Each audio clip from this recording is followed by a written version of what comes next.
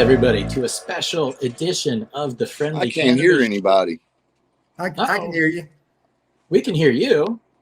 I'm sorry, I can't hear you guys, but there we go. Okay, he's going to leave and come back. That's actually the proper answer that we were, or proper solution that we were going to look for. But I want to introduce you to our guest today, Joe Keith Bickett. He's a man, he is an author, he has wrote some pretty excellent books, and he has got a history that y'all want to hear about. So let me let Nick back in here, and let me turn it over and say, how you doing today, Joe Keith? I'm doing fine. Glad you guys got me on today. Appreciate you. Yep, absolutely, my pleasure. You know, you've had a series of books come out, and it's a detailed kind of stories about your life in the Cornbread Mafia. And, you know, we're here today. We talk about the third book. We're going to talk about some other things. But real quick, I want everybody to know that these are highly addictive. Like this is the history that we love to hear about and learn about and read about. All of you watching the podcast, this is the book form. So I definitely encourage you guys to check it out because I had a hard time putting it down. They're very easy reads. In this first book, it kind of details the beginnings in Raywood, Kentucky. It was basically kind of, you know, how the group formed, some of the growing, some of the harvesting. I kind of say, you know, book one, it's almost like the Star Wars trilogy. This is the good times. This is the heyday. So that's coming up in the first one. And the second book here kind of focused on a lot of the trial, or not, pardon me. The trial. I'm sorry there. The third book was different. So yeah, it starts kind of at the beginning where things are a little bit unraveling. You talk about the raids, you talk about the arrests, kind of building the case, and some of the injustices and the lack of due process and habeas corpus that were involved, which we can definitely touch on. But the third book is what we're here to talk about today, and this is The Quest for Freedom. And just so you guys know, all of these links are in the chat. But this details, you know, as it says, a prisoner's memoir. This details your over 20 years behind bars for cannabis conviction. And I want to thank you for writing these books. They really are a great read. But I imagine as an author, it might be hard to be just so open and personal about your life. Were you an author before this, or what kind of made you write the books? Absolutely not. Absolutely not. I had primarily, Chad, Nick, the reason I wrote those books, when I got to prison, I had a lot of time on my hands, you know, and I just wanted to write down the history of our story while I was fresh in my mind and everything. And I worked in law libraries off and on while I was in prison. And so during my spare time, we had a lot of spare time. I would just write down notes, and it was sort of like it was just sort of like a short memoirs that I had put all together. Oh, I remember this time, and I would write it down for posterity's sake, you know. And I wrote a whole lot of it down during my years there. I worked at different jobs there. I worked everywhere from landscaping to the commissary, to the law library, just all kinds of different little jobs. And I just, like I said, I had a lot of time on my hands, and I wrote a lot of my briefs for myself and other people. And so, you know, that's kind of where I try to learn my writing skills. I don't claim to be a author. I just wanted to write all this down for posterity's sake while I was still in my head fresh, you know. Because I know if you hit the internet, you'll hear 15 stories about the Cornbread Mafia here, there, and everywhere. And I wanted to get it down like it really happened to us, you know. And of course, I know there's a number of a series of books on the Cornbread Mafia. There's a lady out of, I think Texas has got a series that's fictional, but it's based on our story. And it's, you know, I'm not going to say anything bad about it or anything. And then there's other books out there. And then, of course, every time some kind of serious dilemma comes up criminal-wise, they say, oh, that was the Cornbread Mafia that did that. You know, you've seen all these stories that arise. And of course, most of it's BS, you know. But getting back to your original question, no, I wasn't an author when I went in. I was just a farm boy, just like all the rest of us out here. And in fact, I grew up in a little town. We had a farm just right outside of town within a mile. And I grew up on that, raising pigs, raising tobacco, riding horses, and all that stuff goes with country life. And but once I went into prison, I knew that if I was ever going to get out, I was going to have to dig myself out of there myself. So I hung out with in the law libraries and tried to learn much. Unfortunately, I never did get any time off of me. But I did. It kept me busy, and it always kept you with a positive attitude. It created that thing that everybody wants. It's called hope, you know, and you got to have that when you go in there. And if you don't have that, you're in some deep shit. You know, you got to have that, because if you go in there and you got one of those long sentences like they were handing out back in the beginning of the drug war and all that, it's tough to stay in there on that, you know. So that was the reason I got into writing books. Yeah. Well, I'm glad you did. And that is one thing that I did notice throughout the book as kind of a continued theme is, you know, the hope and how important it was to you. And I'd love to touch on that here in a second. I want to take a moment to introduce our co-host, Mr. Nick Bryson. Yep. And, you know, he, you know, is here today. He's a breeder that we love and know, personality we enjoy. My good friend. Today. Yeah, because you're a good friend with Joe Keith. So, Nick, I want to let you two just kind of shoot the shit. I will sit back here. I definitely have some questions, but welcome to the show. Thank you for being here. Thank you. Joe Keith asked me to do this, and I got a lot of love for the Bicketts, Joe Keith and Jimmy, and everybody. And I mean this with all due respect. Everybody always focuses in on Johnny Boone, which I love Johnny to death, and all respect to him. But there were a lot of other guys in the Cornbread Mafia. Absolutely. Jimmy and Joe Keith, brothers. Bobby Joe Shoemaker grew weed like Spitfire, man.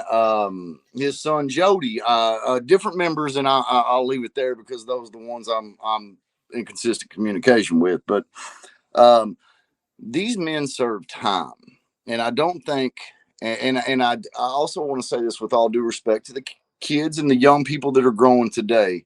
It would not have touched a pound when I met five years in the penitentiary. Would not have touched or grown weed when it would have came with the type of charges that they did. This man that's on camera here is responsible for helicopters going up. You know, they fought legally that the air above a farm was even their property. These were pioneers and all that stuff, and they paid heavily for it. Joe Keith, you can correct me if I'm wrong, but you did 21 years. I had a 25-year sentence, and you get off just a little bit of good time. I think it was 54 days a year if you behaved yourself. So 21. And by the end of my bid, I had accumulated about 3 years and some change. And so that was taken off. So I winded up doing about 21 and change, and plus my halfway house and home confinement that I did. I did about 9 months of that. I've been locked up over this plant. That's the thing I want to focus on the most. The stand-up character of you guys. You served your time. You took your lumps, and you didn't serve your time. You served an obscene amount of time for a plant that people cannot fathom. That murderers and rapists get less time. So I have always held you guys as heroes since I was like 9 years old. I told you that on the telephone before we did this interview. My daddy just passed away. I was back in Kentucky for that funeral. I was talking to some of them boys. My daddy taught me based off some of those merits. You keep your mouth shut. You know, you trust family. You stand up for what you do. And you guys were heroes to me as a kid. I caught my first charge when I was 15 in high school, you know, in Mercer County for growing weed. And it was all because of you guys. So I don't think people understand the legacy that you all laid down. And I wanted to always make sure that you guys got your due. And I mean respect to the California operators, but a lot of this stuff started in Kentucky back in the day. And I just wanted to make sure those people were remembered. So I'll hand it back off to you all. So I appreciate your thoughts, sir, Nick. And your dad was a great guy. He was. He stand up. Like I said, he left this world with a good name. You can't ask for any more than that, man. That's true. Yeah. So where are we going to start here, Mr. Chad? 100%. And I just want to, you know, echo the same sentiment and respect to you. Hats off. You know, reading through this book, gosh, man, I learned a lot and try to. One of the things I do enjoy about the way that you write is it's easy for me to get into kind of what your thoughts were or how you're expressing them at the time. I'm not going to say I was in your head, but you paint a good picture. And one of the things that, again, I didn't know how I would cope with myself. After sentencing, a lot of the group was kind of housed in Leavenworth. And eventually the group was, you know, split up and sent to different prisons. And there's a line in the book where, you know, you're getting sent away and, you know, a couple cells down, you're telling your buddy, hey, you know, goodbye, stay well. I'll see you when I see you. But it was hard to imagine that, you know, the reality of the system and being in there had probably already set in. But what was it like saying goodbye to those friends on the block as you were transferred out? Like, did you anticipate seeing your friends again, or? Well, as I mentioned, you know, we have, you know, I don't know how, maybe I should put it this way. Maybe reality didn't set in, because I remember Bobby Joe saying when he was out in Kansas, they had just sentenced him to 30 years. And they sentenced me to, I had a 20 in Kentucky and a 5 in Kansas. I had a 20 on distribution in Kentucky and a 5 on just cultivation with Bobby Joe and them. But he said, we'll get this over. We'll get this by. He said, you know, and I remember very distinctly, he was telling the judge on one occasion, he said, look, we haven't done anything wrong. We're just going pot. We're just going weed. And, you know, and he said, you know, they can say whatever they want to about us. They can make us into the biggest ass demons that you can imagine. But the bottom line is we were just a bunch of farm boys working in cohort with each other, trying to make a living and trying to put out a product that was given to us by God, you know, and that's what, and we always believed that. We never did believe we would have to serve all that time. I know when you talk about the reality of it, it does sink in. When you lay down in that bunk at night and the lights go off and you sit there and you're thinking you got a 25-year sentence in front of you, it's pretty daunting. But if you got that hope, you know, you can get through it. Now, some of them didn't. Some of them, you know, unfortunately didn't make it. You know, I witnessed several suicides while I was in prison, you know, and they just couldn't handle it, you know, and that's just the way it was, you know. But during especially around the 1990, when everybody really started getting these large sentences, they really beefed it up at that time. I mean, I got a 25 at that time too, but there was other guys in there that had life sentences on pot. You know, a number of them had the life sentences on pot. You know, 20s and 10s were routine in there. Our 10s were anyway. And there was a lot of 5s and stuff, you know. But getting back to the reality of it, you know, if you let that take over your mind, you know, it can really be damaging to you. You know, I've seen guys just go start crazy in there, you know, and they wind up in a rubber pad, one of those pads there, you know, and they have somebody watching over them every day. You know, I don't guess they could handle it. You know what I mean? It was tough. It was tough on some of them, you know. Definitely takes a particular type of personality and soul to be able to survive that experience. Nick, you going to say something there? Please. Yeah, I had a phone conversation with Joe Keith before I got on here, and he reached out to me, asked me to get on here and do this, and I just can't reiterate the time that these men did. And Joe Keith on the phone with me before this, he said, you know, you got a little scared at the time, and then he stopped himself. He's like, well, no, you don't get scared. That's your time. That's what you got to do. You got to do your time. And he real quickly took that you get scared out of the time thing, because these men were stand up. The amount of men that were indicted here was crazy. And I know that you know, a couple people talked down the line that wasn't directly related and everything else, but the main core people stayed true to each other. They did sentences.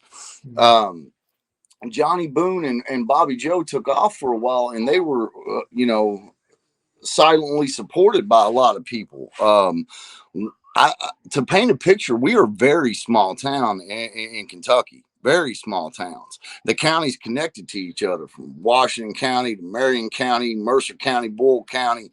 I mean, Bardstown. These aren't big towns.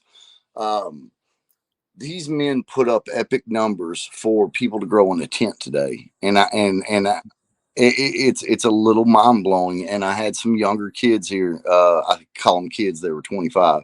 They were helping me train. That's right. and yeah, and I was telling them, I was like, man, back in the day, dudes go to prison 20, 30, 40 years over this. The amount that y'all are putting in a bucket right now, it's crazy. So that's all I'm gonna say. It's just still nothing but respect. And it was a different time, and Reagan's mandatory minimum sentencings, the stuff that came down in the 80s and then Bush carried over, the original Bush, these were hardcore sentencing. It went from when they first time got arrested, looking at a fine and everything back in the 70s, growing some pot, to facing 25 years to life, things like that. I don't think people can comprehend that level of penance for something. Nick, they kind of caught us by surprise on that, to be quite frank about it. Through the 80s, they still had prorogable sentences in the federal system at that time. And they kind of sneaked all these laws in on, just the common man, because most people don't follow that stuff back then. Nobody's following what Congress is passing, or the cannabis growers weren't either. But we were aware of it, but, we were saying, no, they can't do that shit, But prior to 1990, you back all the way up to 84, you had the Sentencing Reform Act, and then you had 86. You had the what was it called? It was called the Anti-Drug Abuse Act, and those laws that come into effect, the everyday person on the street didn't know it, other than the politicians getting up there pontificating about it, and everybody was getting on board for it.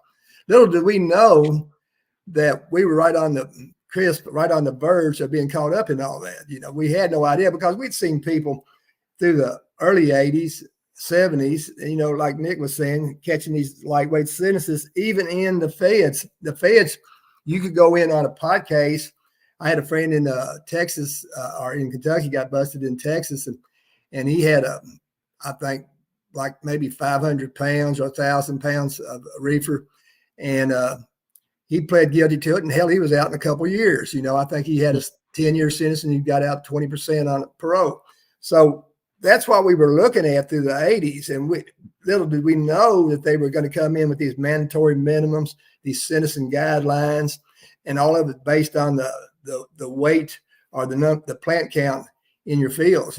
It's kind of surprised us that it all rushed in, and we got caught at the very worst time that anyone could get caught. If we got caught back a couple, 3 years before that, we would have probably got a nickel and had to do a year and a half or something, But unfortunately, we got in at the very wrong, or we got caught at the very wrong time. And there was a lot of other people in there. I know that our group did a lot of time. We did, but there was a lot of other people in there did a lot of time too. It was pretty tough. That I think that, as I pointed out in my book, I think that the prison population just doubled and tripled just in a period of like 4 or 5 in the federal system. I'm not talking about the state system, but the federal system. It just got to tripling and doubling. I remember being in transit. They didn't even have rooms. We were laid out on floors with just a bunk, just a sleeping bag, or just a blanket to sleep on. Just rows of us down through those penitentiaries, just sleeping on the floor and everything.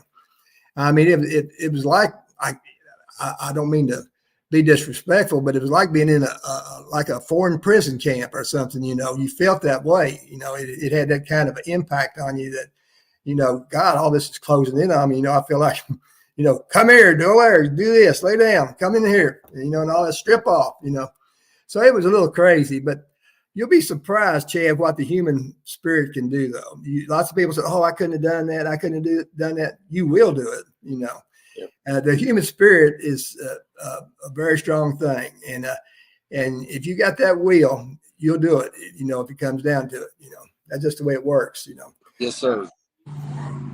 Yeah. My case started off back in 89. Me and my brother got set up in Kentucky by some distributors up in Maine. And which I'm sure you read, Chad. And then at that same time, Shoemaker and our crew out in Kansas, we got busted on that crop out there. It was a huge grow operation. I think we had like 80,000 plants in about 6 or 7 counties. And so I was facing 2 federal indictments at the same time, one in Kentucky on distribution, one in Kansas on cultivation. And so it was pretty daunting to try to deal with all that at one time. But we went to a jury trial in Kentucky, and they convicted us. We had some good issues. The DEA had took parts out of some tapes that they made of us, and they put witnesses in jail together, and just all kinds of crap that they got by with back in those days. You know, the deal was, and I'm sure Chad and probably Nick can remember, is just had that lock them up attitude, and just about threw the constitutional rights out the window, just to make sure they got you locked up. You know, they no holds barred. And seizing all assets, drug related assets, Yeah. anything could even be, you know, family property, tractors, cars, vehicles, every fucking thing they're going to try to take. And it became big business. It wasn't just penalize the growers in Kentucky back then. And I can only speak on what I saw, you know, in Kentucky. It was take every damn thing that they ever owned, that their family ever owned, and call that seizement. And it did become big business, you know, and even prison is big business. But right. I feel, but I want to back up there real quick where you talked about, because some of my favorite, you know, old Cornbread Mafia stories from when I was younger were always the Kansas stories.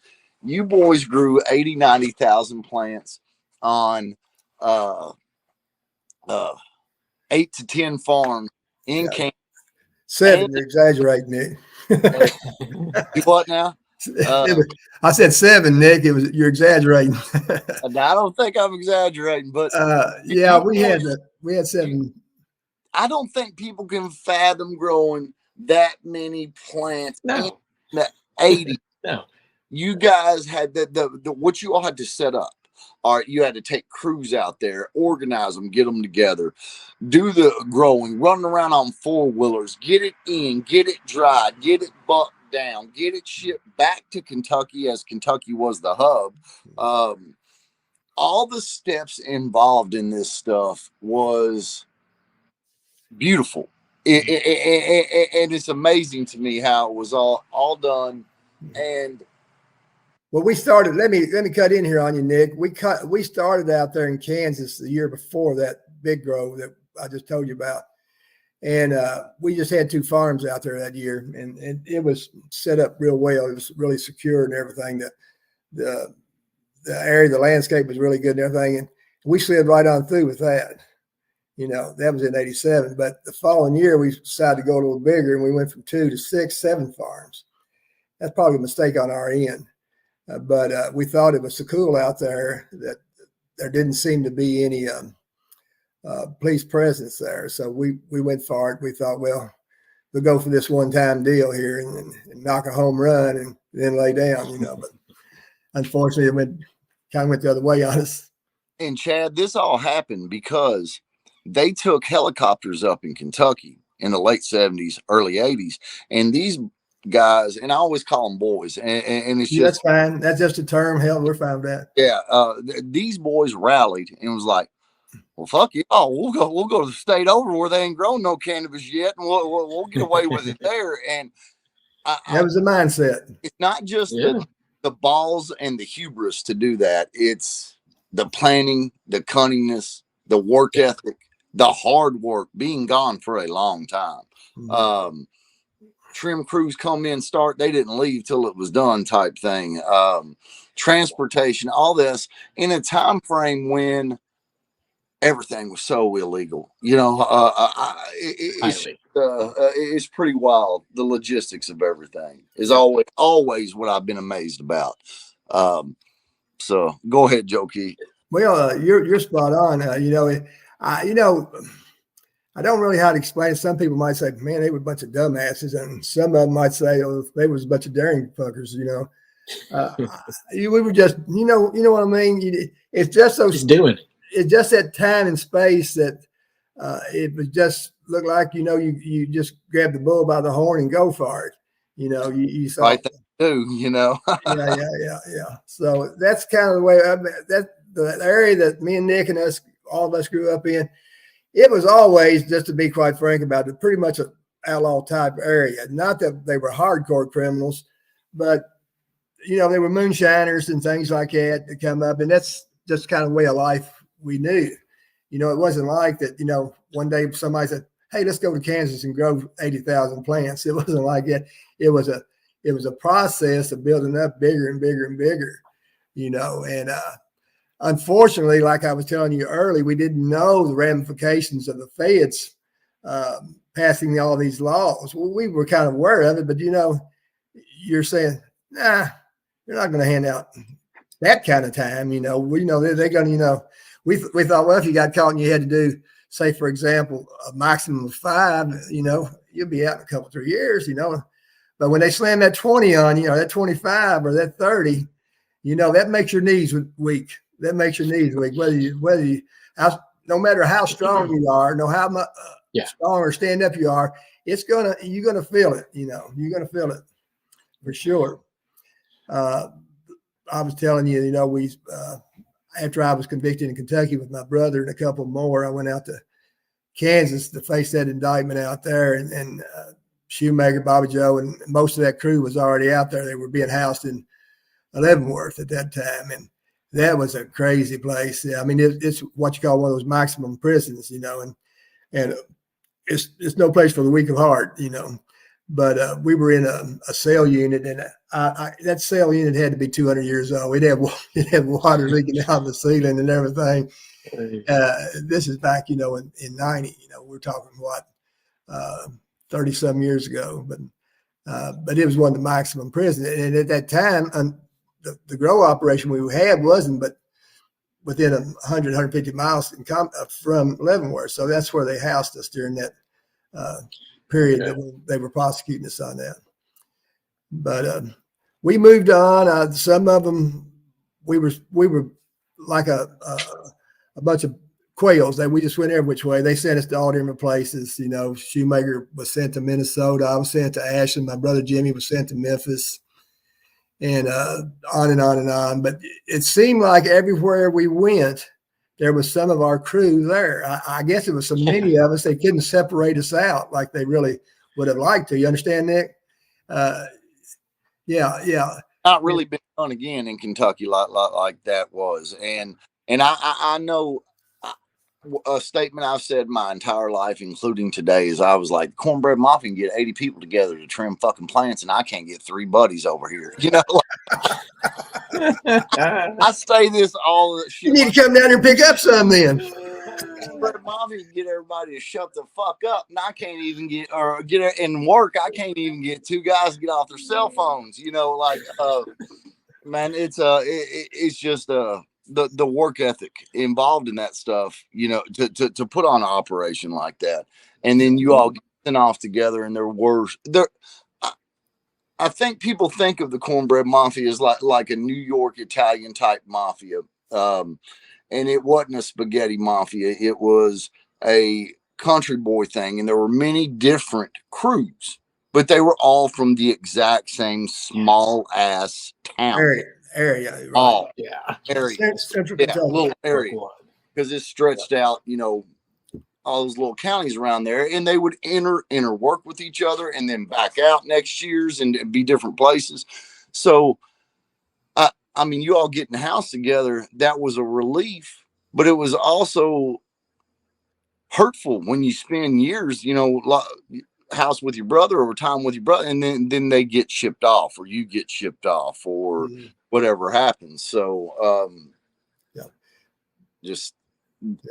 the federal system, Nick, unlike the state system, it's spread out all across the country, and they even got they did back then. I don't know what they do now, but they have one prison or a camp in Hawaii even, and I remember that. But if you have a group of people, it's like Kentucky, you're all be in there, or in California, you're in that California system. But in the feds, if they didn't like the way you were acting, and if you was in, say, for example, Manchester FC, Federal Correction Institute in Kentucky, East Kentucky. Next thing you know, you might be out Terminal Island in California, if, for whatever little transgression they wanted to make of it. So, it was different there. But like I said, there was so many of us. And on top of that, there was a lot of pot growers other than us in there. And so we all gravitated towards each other. We were our people, whether you was with us in Kentucky or not, it didn't matter whether you was in Indiana, California, or wherever. If you was a pod person, we all kind of hung out together. And, as they say, you bid it off each other's time is what you do, And, but believe it or not, there was a hell of a lot of good people in prison. There's a hell of a lot of good people in prison that did a lot of unjust time for what they did, But like I said, back then when the war on drugs kicked in, they didn't really give a damn about that. That was just that lock them up attitude. And today, everything seems like it's coming full circle, right? Yeah. They're looking at repealing some of the 3-strike laws. Mandatory minimums for things like that are gone. And like you said, you guys were actually sentenced a few years after the old laws. So I know in the book it refers, well, if I was sentenced under the old law, but I was sentenced under this law. And it amazed me how many people, because you were typically in areas where people were serving at least 10 years or more. Mm-hmm. It surprised me how many people were around you that were in there for cannabis. Yeah, there was a lot of people in there for cannabis, a whole lot of people. Then they were from all over the country. A lot of those, I did a lot of my time there in Manchester, and there's a lot of those Tennessee boys from down there. A lot of pot growers down there. They brought them up to Kentucky because I don't think they had a federal joint down there at that time, best I recall. And the same way for a lot of those West Virginia, and then of course you had your a lot of your East Coast smugglers. They were in there with us too. The one I was telling you about earlier, that friend of mine out of Massachusetts, he was hooked up with some big time cannabis smugglers off the East Coast up there, and they had a lot of them in there too. At that time, I had in fact, one of my cellies was out of a cellie, somebody you live with, was out of I'm trying to think what's in the next to Okeechobee Lake. And they give him a life sentence, and he said, and he was a pot smuggler, but he had a couple priors, and that's how he got the life sentences. And he said they come in his house, and he said that I assume it was the DEA. He said that over the years, he had accumulated about $850,000 that was in a safe in his basement. And he said that after he was arrested and they turned in everything, they just showed up with $250,000. So somebody was a half a meal better off. And a lot of that stuff went on back then. They want to take your property, and they give them just a go ahead to do whatever the hell they want, right, Nick? Yes, sir. I mean, I caught my first charge 2003 in Kentucky. They came in, they took my cars, they took my house, and all the cash in my home did not appear on evidence. That ended up helping me, in court. But it was a different time, and that they looked at that as, hey, you're doing wrong, we're just going to take from you. And that was the double whammy with all that shit. It was like, wow, I caught charges, my whole life's over, and I got robbed by you all. It's a real good feeling, So then you get to go sit somewhere wearing a jumpsuit and think about that feeling for a while. And and I am not trying to gatekeep on this young generation that is growing, or people that grow up in good marijuana law states. I live in Michigan. I left Kentucky a few years ago. I'm in Michigan because I can grow. I'm glad that these laws are in place, and I hope that it gets established everywhere. But to remember these people, because it wasn't just, even the Cornbread Mafia, like he's talking about, there were so many people that had bids, long-term bids on cannabis. Right. 70s, 80s, 90s, it was lock everybody up, seize everything, take everything. And the amount of time that you guys have to do. I just want to, that's the reason I have these stories, because the guys 25 and 20 years old, they just can't comprehend this, that cannabis like this. For example, a lot of the growers that I run into while I was in prison, a lot of them had 10s, and these were plead outs. They had 10s, and you could catch a 10-year sentence was mandatory if the plant count was over 1,000. And you know as well as I do, if you got 1,000 seeds, and I don't mean on a small grow, but I'm talking about if you took 1,000 seeds and threw them out there in your garden, they come up. That was a 10-year hit. Period. No way around. 100 plants, but you can put 100 seeds in the teaspoon. That's what I got charged with. Yeah, and that's a 5-year mandatory back then. That was a mandatory.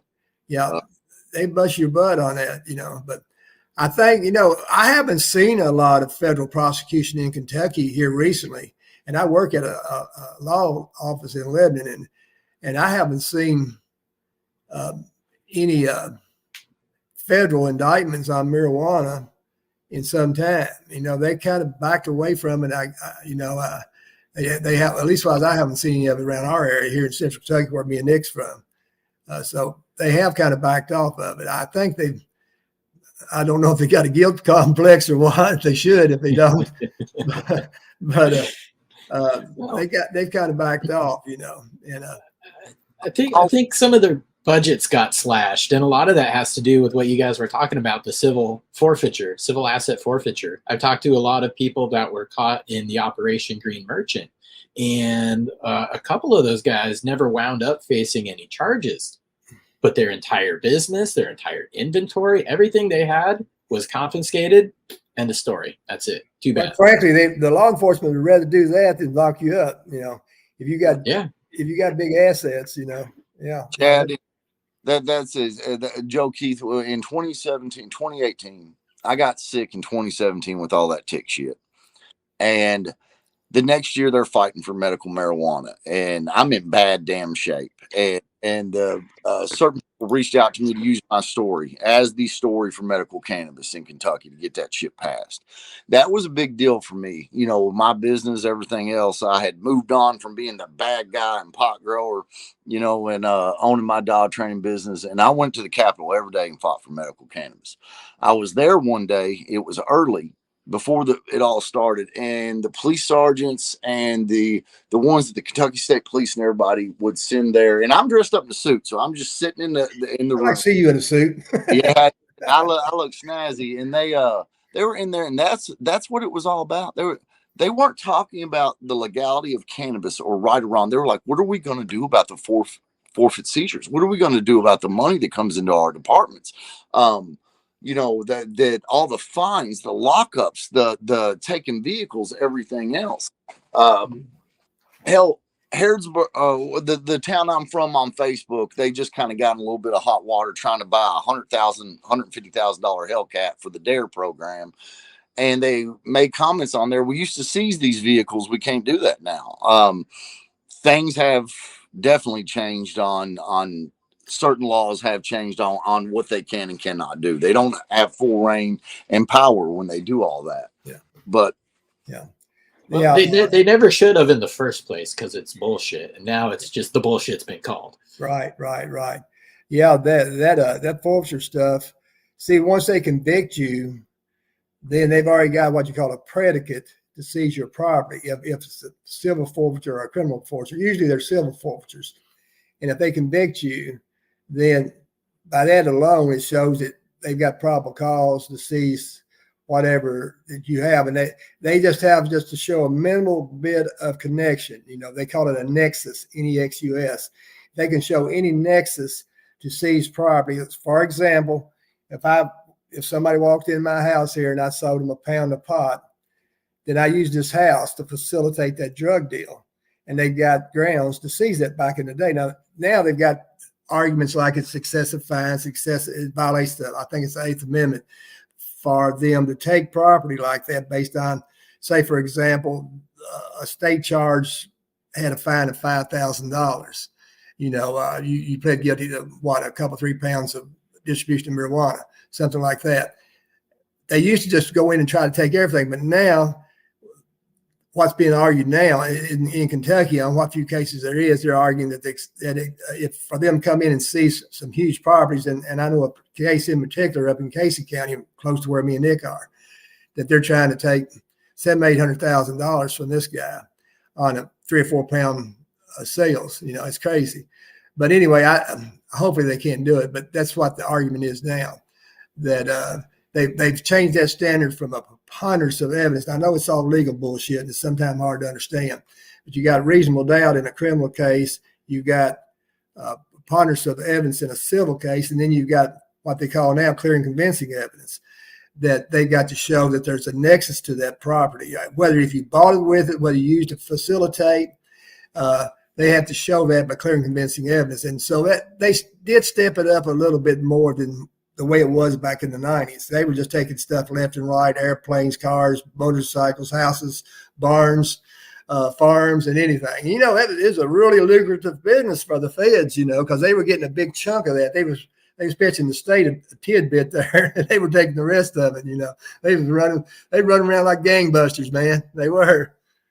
For real, you know, they were crazy, you know, and dangerous bunch too. Let me give you a little clue on that. Very dangerous, but yes, sir. Yeah, so you had to be very careful around that bunch. I'll give you a heads up on that. But I think it's kind of, I don't know that it's went past it. I know that they've got a lot of issues now with some of that harder shit that's hitting the country, the fentanyl and all that stuff, and that's where they need to be focusing instead of on us pot growers and pot distributors. You know, they need to get to leave our ass alone and do something worthwhile.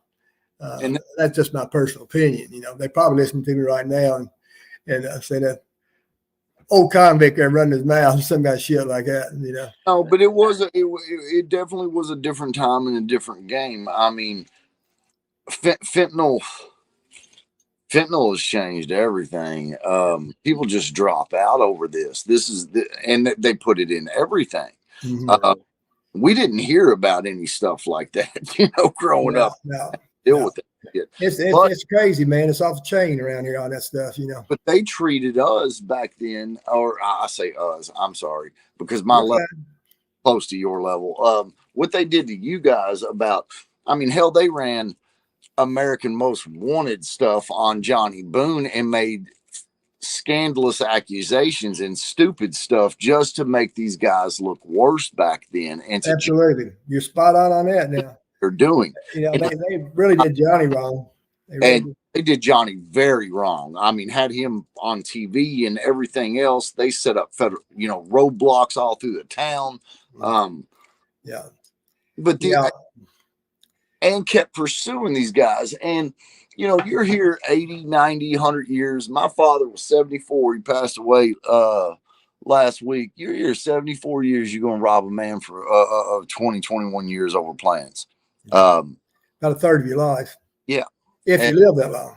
You know? And then to make sure you come out of it, and I'm just being honest, Joe Keith, mentally healthy. You know, you seem to be. I've spent a lot of time with you. Well, you should have seen me when I first come out then. I know, but I mean, you educated yourself, studied, and did everything you could on legal law reform, and you know, it may not have took time off yours, but you took time off others, and you put that knowledge in yourself. You're the first person legally, you know, so it was a lot for you all to go through, and I do say kudos, and I'm sorry you guys had to go through that shit. Well, that was just a time in history that we got caught up. It's, you know, I had many good friends, and I'm not comparing us to anything like that, but I had many good friends go to Vietnam, and some of them didn't come back. They just got caught up at that time. We got caught up when all these new laws come in, you know. Nothing compared to Vietnam. Don't get me wrong on it. I'm not trying to compare us to anything like that, because I have the deepest respect for all those guys that went over. But it's just a time in history when things like that happen, you know, and you get caught up in it, and before you know it, you're ensnared in all that, and you can't get out of it. You know, you got to put your mind to it, and you got to walk yourself out of it, you know, day at a time. That's the way it was. You know, I spent the federal system, like a lot of systems, they do have programs and stuff that you can do in there. We have sports and all that kind of stuff. Played, you know, a lot of sports they have in there.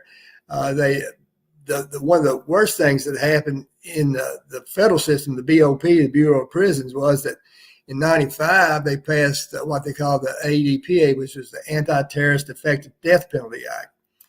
and they took programs out of the BOP. They took the weight piles. They took any Pell Grants. All this stuff was taken away from the federal prison population. They set our butts on we just sit back. They took all that stuff.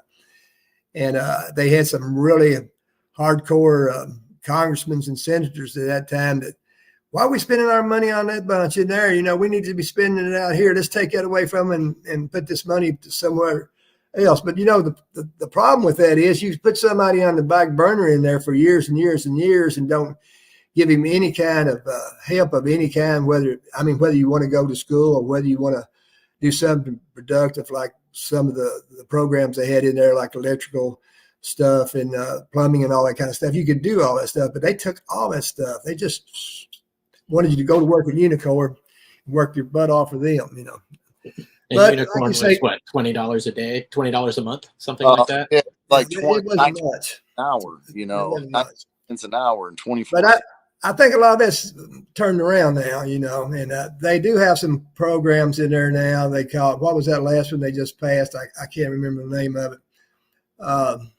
Golly, I can't think of the name. But anyway, they're getting more good time. If you work and you do this, go through some of this program, you can get as much as 10 days a month off of your sentence, whereas back in my day, you got 54 days a year. That's all you got, no more than that.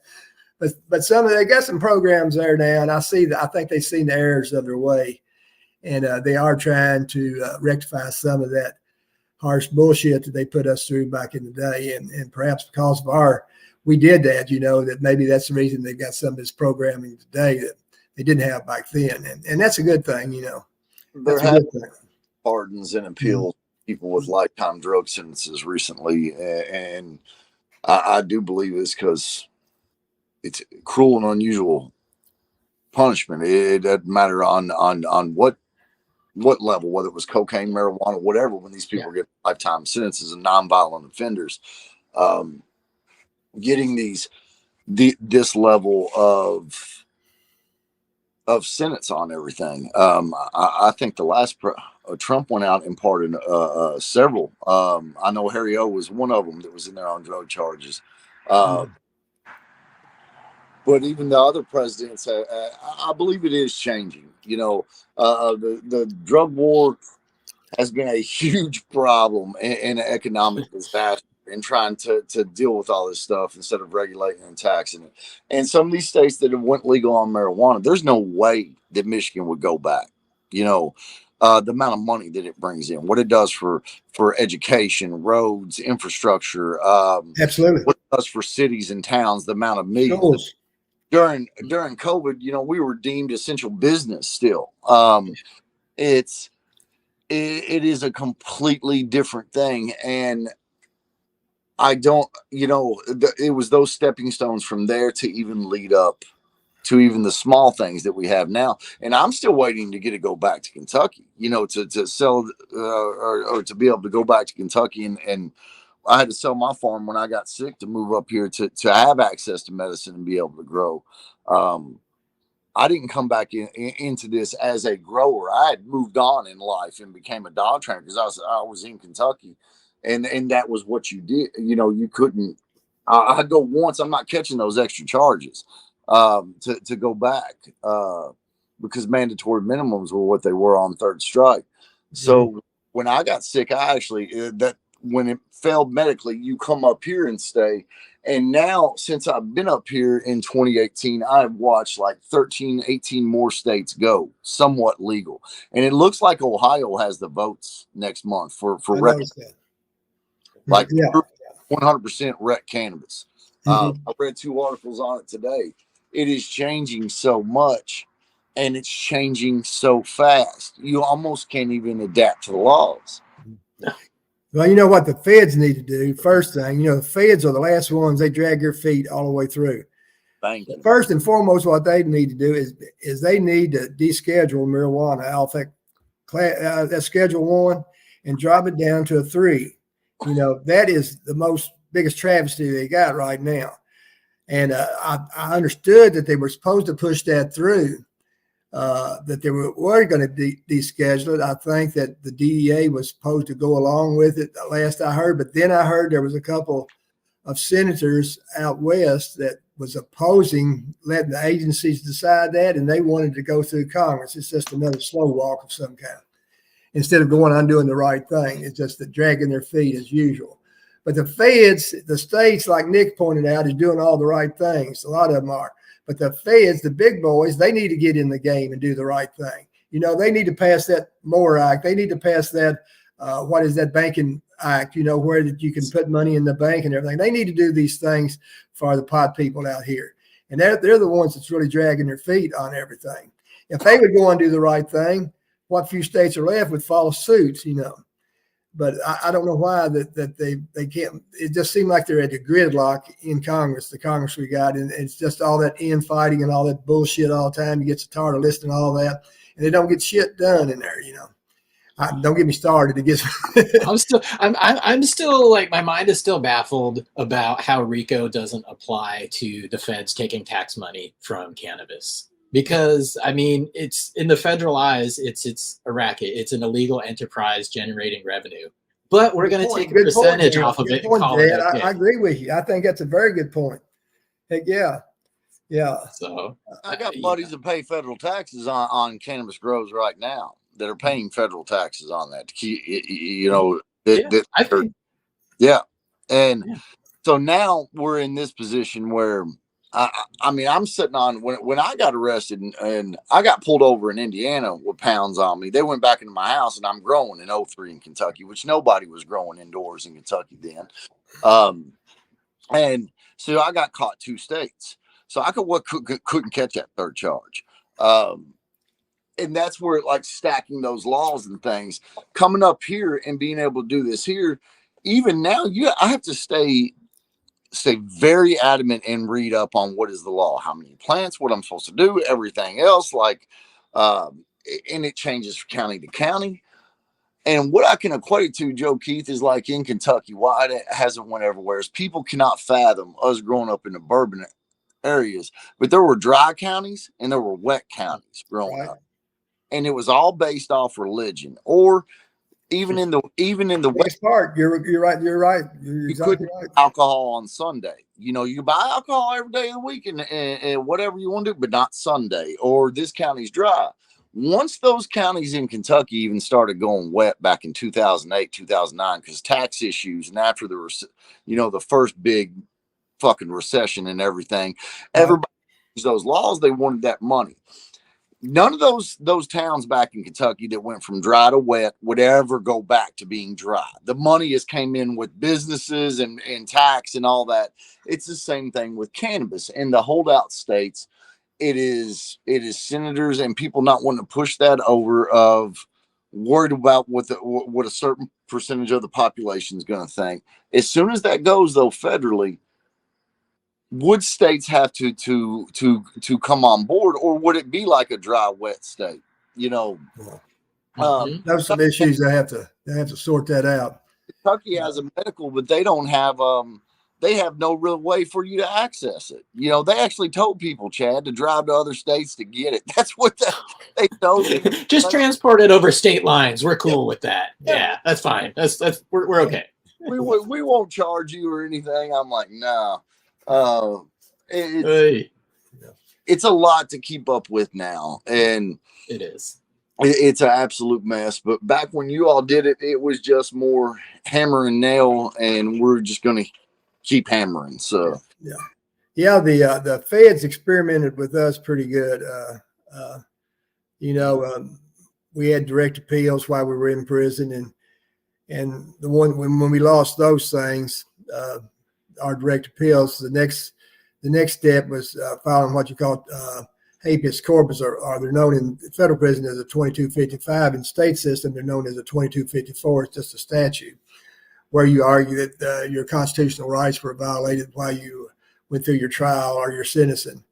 And so you had to work those angles while you're in there. Lots of people did, not everybody did. Some of the people that didn't have a lot of time didn't fool with it, but most of the guys that had a serious time, they started off with their appeal, and then you went through a 2255, and basically on a 2255, the main issue that just about everybody uses, and almost everybody gets denied on, is the ineffective assistance of counsel. That's the main claim, because your other constitutional rights, like right to be free from illegal searches and stuff, you argue that in the district court when you're before your trial. It's what you call a motion prior to trial on those kind of things. But you usually couch all your arguments in ineffective assistance of counsel, and that's a long process. It takes 2 or 3 years.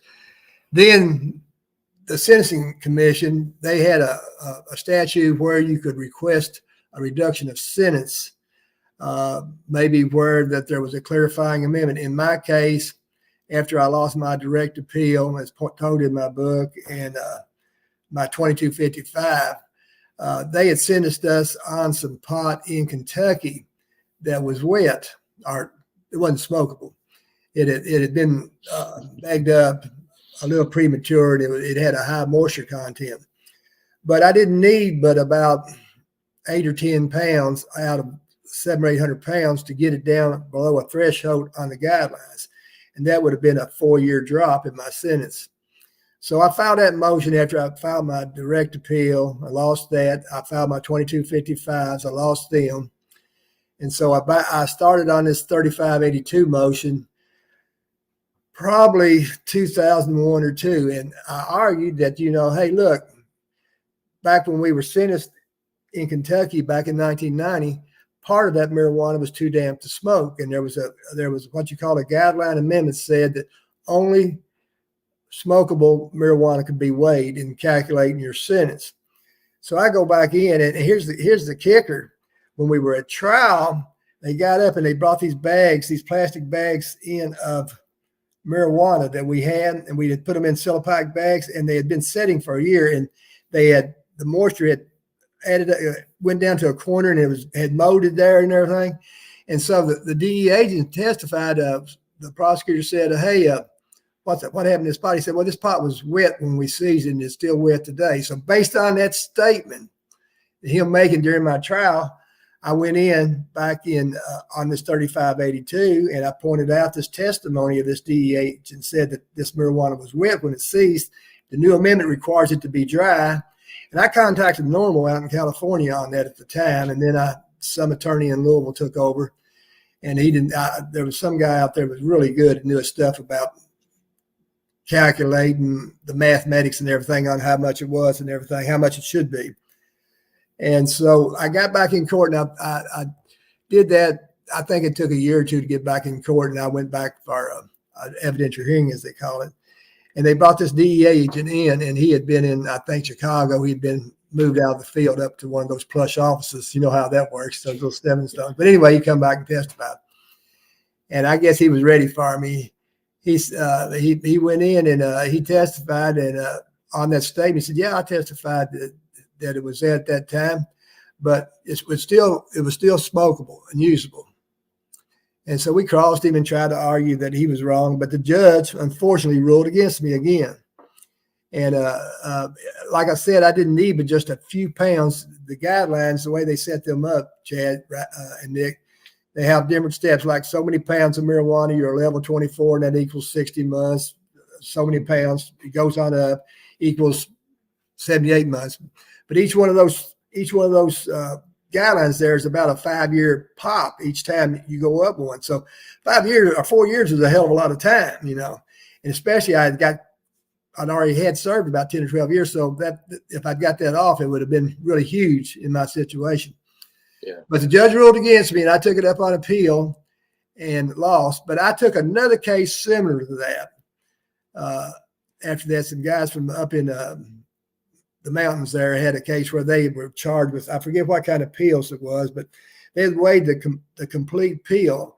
And that same guideline said that only I don't know if it was oxycodone or whatever it was, I can't remember, but they could only use the actual weight. Say, for example, if the pill weighed 20 grams and it didn't have but 10 milligrams of whatever in it, that's all they could use. And they had been sentenced on that total weight, which was very compatible to the marijuana argument, But anyway, I took that up to the Court of Appeals in Cincinnati for these guys, and we won that. They all went home. About a half a dozen of them did. Everyone went slap home. They were happier hogging shit, man. They were happy. But in the same case, in my case, I guess, they wasn't going to let me and Jimmy out on that, but really we were entitled to it, so there you have it. But as I told you earlier, Chad, Nick, and Nick knows this, you got to, when you're in there, you just can't give up, you just can't give up. You got to stay active and you get your routine and whatever it might be. I don't care if it's just hanging out on the ball field or on the weight pile or the law library. Get you a routine. Do not sit in that unit with your thumbs crossed and get all depressed, because you'll be getting yourself in some deep shit if you do that. You got to be out there and active and everything. That's some words I like to have everybody hear out there. If you do get in that situation, don't give up hope. Just keep plugging along and you'll get it by you. Absolutely. There's a friend in chat. I won't mention his name, but he got out a little bit over a year ago. And that's, that was kind of one of his defining moments. Depressed. He got in there. He was looking around at some other people, and someone came up to him and be like, hey, you can wind up like that fat fuck, or you can take charge of your situation. Absolutely. You kind of find purpose and you kind of find hope. And right. He did. He's a great man today. So well, that's good. Shout out to you in chat. You know who you are. But I wanted to mention too, again, the book, because there's a lot of things that, from false witness testimony, denying you guys the right to separate trials, and then not allowing you to kind of appeal it, that went on in this case. We're only scratching the surface. If you guys are enjoying this conversation, we are only scratching the surface. So definitely, I do have a link in the chat for the books. There's a series of 3, and I think I linked to all 3 of them. But maybe I want to ask you kind of a lighthearted question about the time in there. So you were housed, there's references in the book to a lot of people with nicknames like, let's see, Ice Pick and Muscles and Shorty Pimp.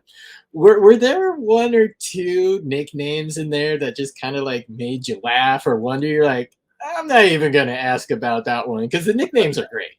They had some good ones. I can't think right off the top of my head, but lots of people come in off the street. They want a nickname. They don't want to use the real name. Right.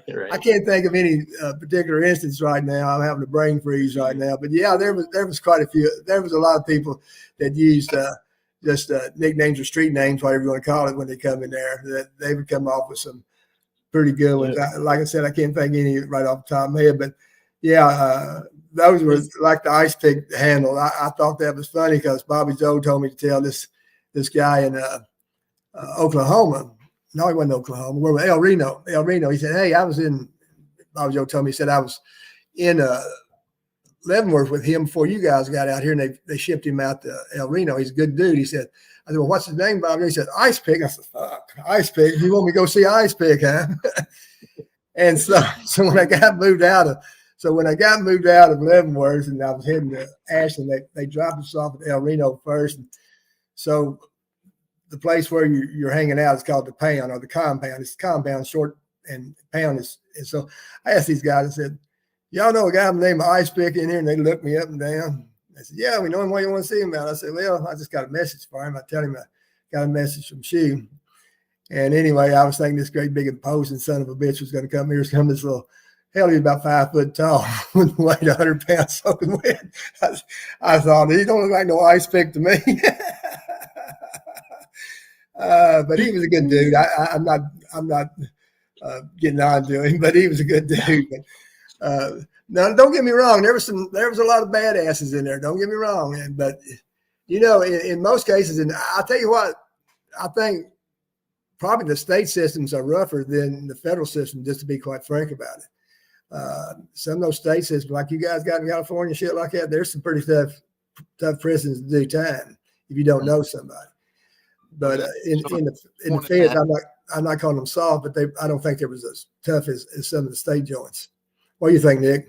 After doing 21 years, though, you've seen a lot of different environmental change in prison, and then coming out, you've seen a lot of environment change from where you were to what was going on in society when you got out. Mm-hmm. That is a lot of time, and I romanced that time. I'm 43. but I romance that time of, I wish I could go back into those times in the 70s and 80s with the seeds we have now and knowing what we know, with no GPS, no cell phones, no deer deer cam, cameras, all that shit, all that different stuff. CB radio. My dad said all we had was CB radio and hope, Yeah. But it's just a long time. And yeah, it was. I try to keep it humorous when I talk about stuff like I've done today. You don't want to get yourself in a funk on that kind of shit. You just lack of a better term, you just got to man up to it, and handle it. That's the hand you're dealt, and that's the hand you got to play. And it's nothing. It's not to be proud of. It's just something that you made it through. And that's what a lot of people, I think, you might think that pot people in the big picture of things are kind of passive, but you'll be surprised that the average ones and the average person that in those pot cases, they handle their time better than most people. Most people, that a lot of those guys that's in there on those crack cocaine charges and all, they whine more than anyone, but the pot growers, the pot distributors, they were in large part stand-up people. And I'm not just tooting my horn on that. They were, I just can't say enough about how many good pot people I run into in there. They were good stand-up people. And in most cases, not surprisingly, I've been in contact with many of them over the years. And in most cases, they're all doing pretty well. Every damn one of them doing pretty damn well. So it's something to be proud of, Yeah, I think. And I think a lot of you and your brother, but how much time was it exactly between you two getting out? It was like 3 years difference in time, or 2 years. He had 235 months or 20 years, and I had 25. I had 5 more than him. He got out about 4 years before I did, something like that. Roughly 4 years, something like that. But he's doing okay. He just had a big, what he called Hipstock Music Festival down there on his place a couple, 3 weeks back, and had a good crowd there. Had a lot of fun. I wish you could have made it out, Nick. Yeah. He was out last year. We had ball. Oh, Nick. I was at the first one. Actually, I was at last year. Out there last year, man. Yeah, I was there last year too. Yeah. This year I got a baby now. It is right. I had him at 42. I'm 43 now. This is my first. It's a lot, man. It's a lot. Hey, look, my grandboys been here last night for a couple, 3 hours. Yeah. They had their parents they wore me out in a couple, 3 hours. Just a couple of them. I know what you're going through. I know what you're going through. It's gonna be this much. But as they say, Nick, you bought the dog, now walk it. Yeah. We just made family life. Yeah. But I guess when you get closer, as I pointed out in the book, as you get closer to home, or you get closer to the end of your sentence, then you start, there's like a little ray of light appears there, out of this long hole, you've been going down this hole for years, and there's this light at the end of the tunnel, for lack of a better way to explain it. It finally starts opening up there on the end, and you said, damn, I'm going to make it out here after all, So that's one hell of a good feeling when you're doing that kind of time. And I was with some of the greatest guys in the world out of Louisville and Lexington. I didn't even know them on the street, but once I was in there with them, they were some really, really stand-up guys. I was really fortunate to, if there's anything such thing as that, to do my time with those guys. And I'm very proud to be with them, and those guys, like I said, most of those pot guys are all doing excellent today. They're just didn't miss a lick, just went back out there and went to work, So that's something to be proud of, I think, something to be proud of. Absolutely. And there's strength in numbers sometimes too, when you're going through a shared experience like that. It's like, this guy is not quitting, I'm not going to quit. Yeah. There was now don't get me wrong. I said, I was talking about the federal system not being as bad, not being as tough as the state system, but there was a lot of shit that went It's on not in the there. holiday. It's not Yeah, the holiday. yeah, I don't mean to play it down like it was some kind of camp or something. There was a lot of problems in there, you know. I saw some pretty gruesome shit that went on in there, and Well, you know, you just try to steer clear of it, you know, and stay away from it. I outlined a lot of it in my book, you know. I didn't get into it real heavy, but there was some pretty bad stuff that went down in the joints, you know, between different rivalry gangs and all that kind of shit, you know. There's one story in here about a guy named Jimbo, and I'll save the story for people who are going to read the book. And, you know, it does touch a little bit more on the violent side, but I want to touch on his tattoos, because that was kind of another lighthearted question I had for you. Bad tattoos. Now, this Jimbo character in the book, I think one of the first times you saw him, he was wearing shorts. He had a big old dick tattoo all the way down to his knee, and he got damn sure did. a ball on one side and a ball on the other side. Yeah. So I'm curious that if that doesn't top the cake, what were maybe some of the worst prison tattoos you saw while you were in there?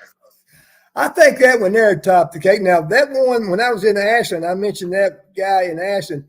He had an eye tattoo right there. A big eye with colors and everything.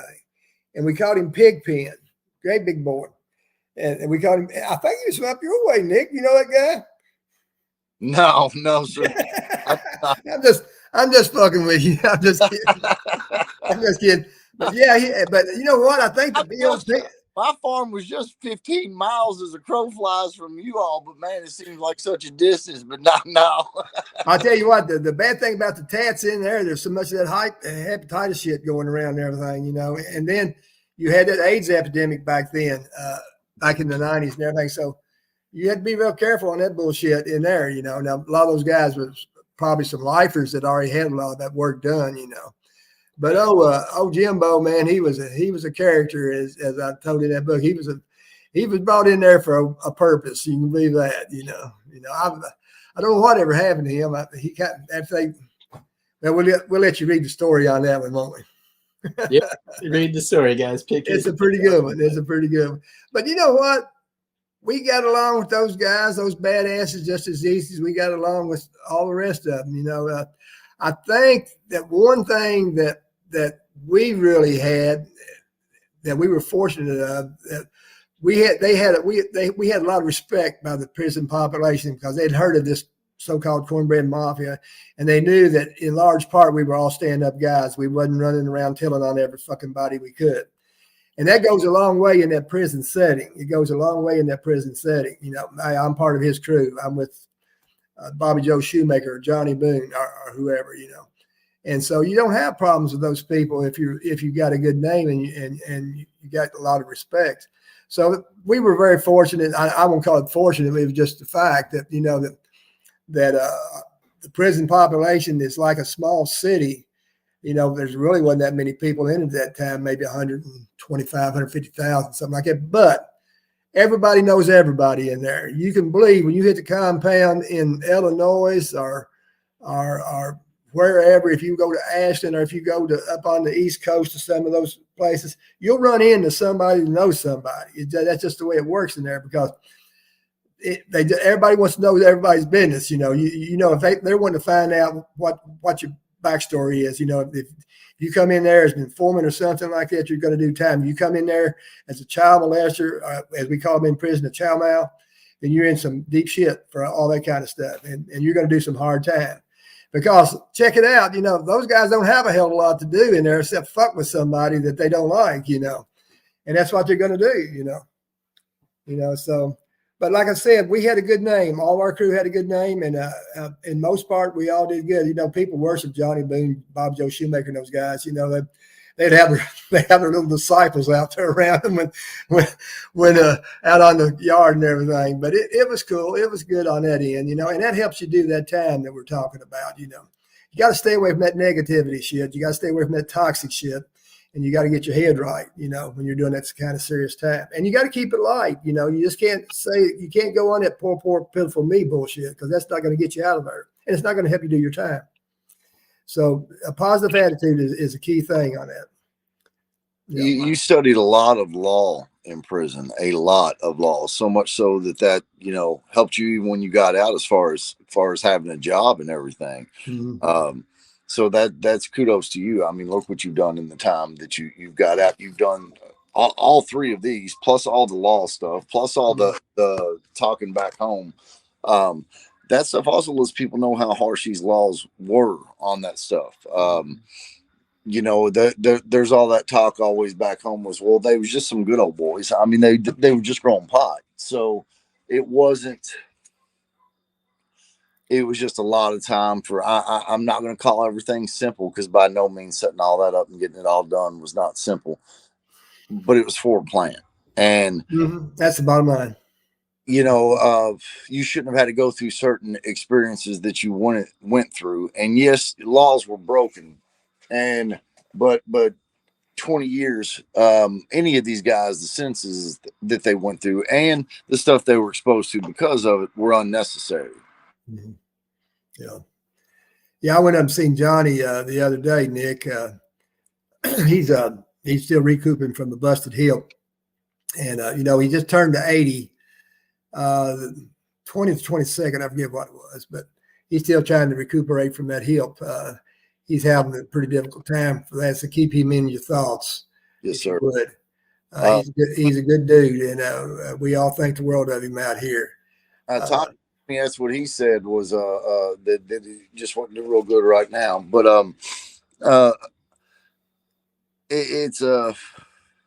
that's hard time, man. That's hard time, and yeah. So Johnny's only been out for what, 3 years? No, he hasn't been out. I think he got out in 21, Nick. Yeah. And I could be wrong. I tell you what, my memory's not as good as it used to be. You know, I think it fades with all of us after a while. Yes, sir. But I think people will enjoy that third book if they read it. And you know, like I said, I don't claim to be an author. It's just I'm laying down the history of our case, and I probably could have expanded on it, but some people don't like a real long read on that kind of stuff, and I just kind of reduced it down. I know you can't put everything in that book and that went on during those 20 years. You know, I guess you could have, but no, I'd like to do that in the Netflix, though. You know, so yeah. Any Netflix producers out there, please reach out to Mr. Joe Keith Bickett. Yeah. Well, believe it or not, there's some people working on it as we speak right now. All this is available. I mean, you can get this on Amazon. But Joe Keith, do you have a personal website where you've got all this for sale? Your book? Yeah, you can go to Bickett and Boone. My books are on BickettandBoone.com. That gets into the hemp world. Yeah. Yeah. And please continue. No, please. You got a question or no? Well, I just wanted to highlight Bickett and Boone and, you know, what you're currently doing, and that you've come out, you've got a purpose, you're still in it. Yeah. So yeah, we're wanting to go full circle if we can get them in gear on the rest of it. We've got some really good products on our farm. We tout we got what you call seed to seal. You know, we know exactly where our CBDs come from, and so we watch every step of it, from the growing of it to the distilling of it to the packaging of it till it hits the streets. You know, we're a real small company. We've had some people reach out to us that wanted part of it, and we're still kind of family oriented on it. You know, maybe somewhere down the line we may change that, but right now we're good. And I'll tell you what, I'm not touting the CBDs, but in the evening when I come in, I'm getting up in age, and I don't know if it's a placebo or what, but I swear it really does make me relax in the evening. You know, can't smoke a joint here, at least wise I can't tell you over here I do. But anyway, the CBD is sort of a substitute for a lot of things. And I get up in the morning, I got to go to work, and I'm not working but a few days a week now at the law office. I'm just trying to help out some people. But it's a high stress job, and you know, I can chew one of Johnny Boone gummies or something like that, and in my mind, it relaxes me pretty good. It's not, of course, it's not a THC high or pot high, but it does work. It seems to work. So, you know, I think we got a good product. So I hope when you go on that site for my books, you look at our products. We got some pretty good products there. Absolutely. Yeah. So are we done for today? Or are we talking a little more? Oh, well, I think we're good. Oh, please continue, Nick. No, Chad, please. I gotta hop off here and take care of a little one, but I love getting on here and being a part of this, man. I enjoy hanging out with you guys. I really do. Well, plug this. We should jump back on here one time, Joe Keith, and go over the first book and tell some of the fun growth stories from back in the day, and the ones that are outside the statute of limitations and all that good jazz. And I think we're pretty good. We're on pretty good ground on that now. I think that's all passed us by, all that statute of limitations. So we're pretty good. And I try to stress that I've been working on Johnny Boone's book On the Run. I'm working on that book. Okay. And I've been in touch with some of those guys up in Canada. Statute of limitations run on this shit. I said, yeah, you're cool. Yeah. They're still a little leery, and I don't blame them. But they're all good people. They're wonderful people, and we appreciate them all get out, you know. There's some really good guys up there. Yes, sir. But we'll see how that plays out on down the line, too. Absolutely. So it's going to be good. Yeah. All right. Well, the door is always open here. I absolutely appreciate your time, both of you. It's an honor. I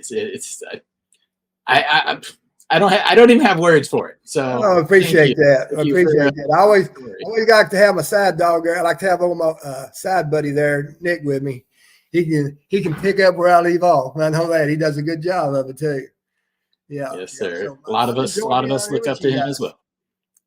I appreciate it, guys, and it's hilarious because I don't know how to turn the camera around. Well, let me ask you one question, Nick. You want me and Chad to fly up there and help you get that book down and everything? If you can't get it done, yeah, you want some first grade help? We'll get up there. Man, I got send the jet. I got a Bickett OG out here, Joe Keith, that is 14 and a half foot tall. I shit you not. We're gonna start breaking down for a hash, and don't forget Cuz. I want it all. Which a lot of people don't realize, Chad, that's who I named that strain after was him and his brother. That was kind of known here in the last few years. It was after you two guys. So we appreciate that too. The main thing that we grow here, and a couple other strains. So yeah, we're breaking it down right now. I'll take all the help I can. You guys come on up here, grab your brother and everybody else, come sit on the couch with me and trim this shit. You might be surprised we show up in the middle of the night, you know. I won't be surprised. Lord, boom, boom, boom, knocking on your door. Bobby Joe and your brother showed up here a couple years ago and installed my mini split. When I called your brother, I was like, I can't get my mini split working, and they came up here and fixed it. That's just the type of guys that they were. And I would like to highlight that outside of all the prison stories and outlaw illegal shit, these were good old boys, took care of their communities, took care of their towns, country boys, took care of their moms, took care of their families. Like that is also a part of it that should definitely be part of the story there. It's true. Man, you all have a good evening. I'm gonna get off here, take care of this baby, and I will talk to you guys soon. Hey, good seeing you, partner. Bye, have a good night, Nick. Everybody, thank you for hanging out in chat. Thank you for watching. Definitely check out the links down in the show notes. Appreciate it. Joe Keith, have a great evening, man. Yeah, if you want to do this again sometime, we will do it. Great. This is fun. We'll keep rolling. Okay. Y'all have a good one, man. Later. I'll talk to you again. Bye-bye. Thank you. Fuck you, Westport.